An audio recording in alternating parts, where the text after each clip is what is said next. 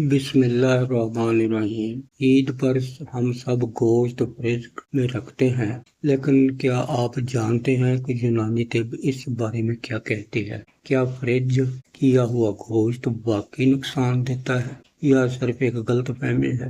آئیے محبت کے ساتھ سچ جانتے ہیں۔ السلام علیکم، میں ہوں آپ کا بھائی میزبان حکیم ایوب۔ خوش آمدید، آپ دیکھ رہے ہیں اپنا ایوب طب چینل۔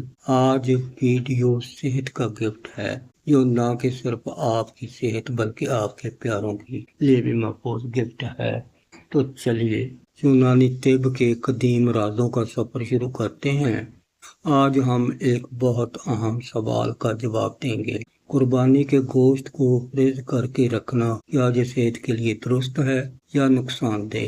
یونانی طب کا بنیادی اصول۔ یونانی طب حکمت کہتی ہے کہ ہر غذا تازہ ہو تو بہتر اثر دیتی ہے، یعنی تازہ غذا زیادہ طاقت، پرانی یا محفوظ کی ہوئی غذا اثر میں کمی ہوتی ہے۔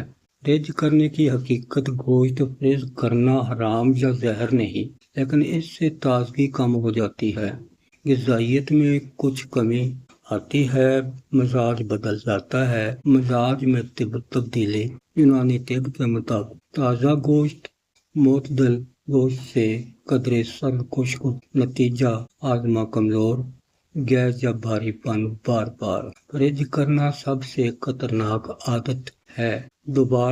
ایک بار نکال کر دوبارہ فریز کرنا نقصان دہ ہے۔ غذائیت کم: صحت پر بوجھ، زیادہ دیر تک رکھنا، کئی ہفتے یا کئی مہینے، نتیجہ ذائقہ خراب، طاقت کم۔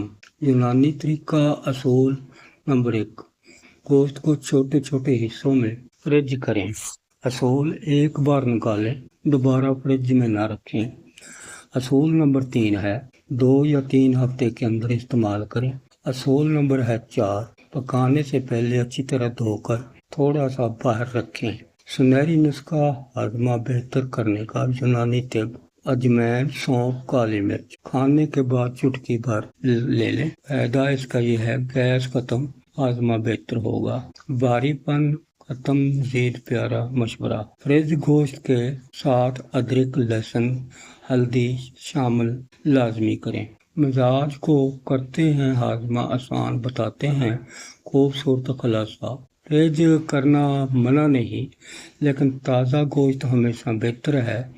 دل کو لگنے والی بات یا نصیحت چھوٹی چھوٹی عادتوں سے بنتی ہے، اور یہی عادتیں ہمیں مضبوط بناتی ہیں۔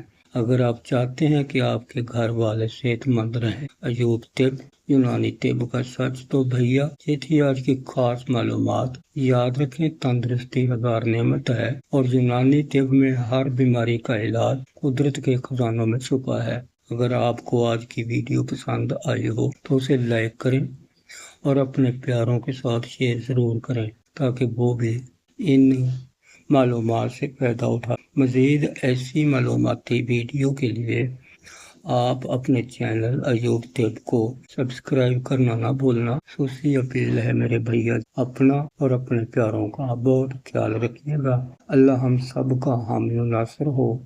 ملیں گے اگلی ویڈیو میں، تب تک آپ اپنے بھیا ایوب طب کو اجازت دیجیے گا۔ اللہ حافظ، فی امان اللہ۔